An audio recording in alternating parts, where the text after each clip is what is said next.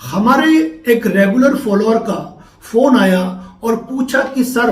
मैंने किसी व्यक्ति से कोई राशि उधार ले रखी थी और उस राशि को जो मैंने उधार लिया था वह ब्याज और मूल सहित मैंने उस व्यक्ति को लौटा दी है। लेकिन वक्त जरूरत जब मैंने राशि ली थी तो मैंने उस व्यक्ति को अपने स्टाम्प और चेक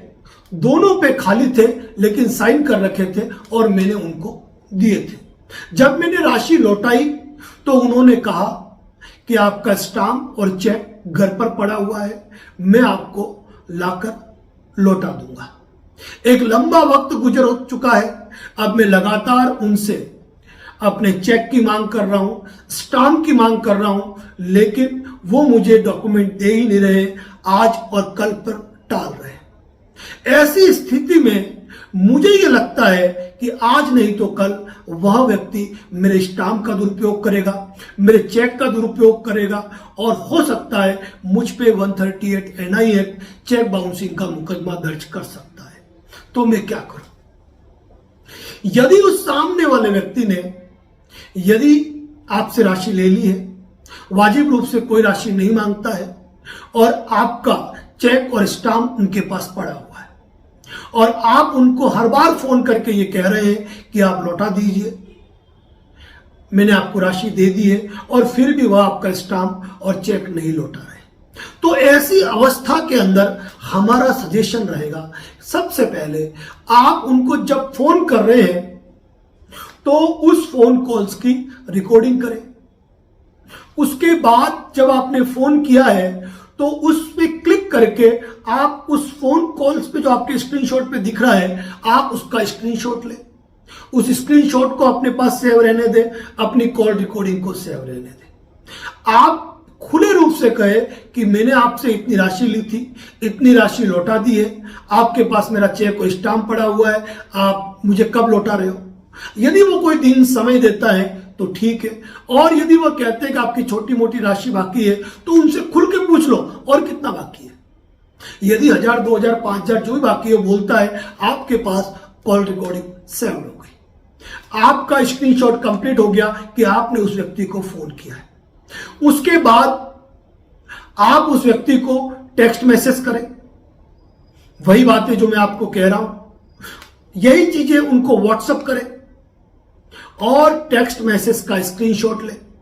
उनके मोबाइल नंबर जिस पे आपने टेक्स्ट मैसेज किया है वो भी दिखना चाहिए, उसका स्क्रीनशॉट लें, व्हाट्सएप का स्क्रीनशॉट लें, यदि वो कोई जवाब देते हैं तो उसका स्क्रीनशॉट लें